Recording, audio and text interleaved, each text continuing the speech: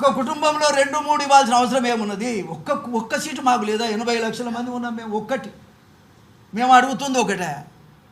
కుటుంబానికి 2-3 తీసుకుంటే ఒక్కటి మాకు ఇయ్యలేరా? ఒక్క సీటుకు కూడా మా మాదిగల అర్హులు కాదా? అదన్నా చెప్పండి. మాకు కూడా న్యాయం చేయండి, మా కులానికి కూడా న్యాయం చేయండి. నిజంగా మాదిగలు ఓట్లు వేయకపోతే పార్టీ భవిష్యత్తు ఏమిటి? కాంగ్రెస్ పార్టీ భవిష్యత్తు ఏమిటని నేను అడుగుతున్నా. ఒక సీనియర్ నాయకుడిగా, ఆ పార్టీలో చేద్దామనేటువంటి ఆలోచన కలిగినటువంటి ఒక వ్యక్తిగా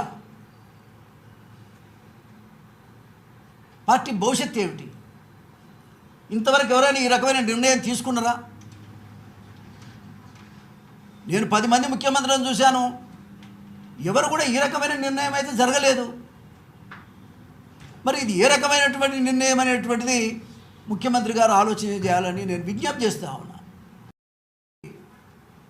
కాంగ్రెస్ పార్టీ 4 కాళ్ళ పాటు ఉండాలని కదా మేము కాంగ్రెస్ పార్టీలోకి వచ్చింది.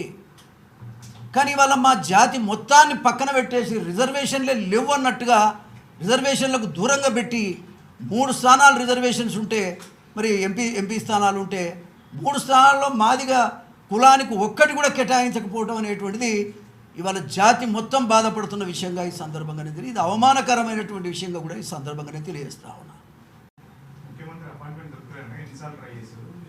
అరే ఎన్నిసార్లు నేను రోజు అంటుంటే మళ్ళీ ఎన్నిసార్లు అంటారు?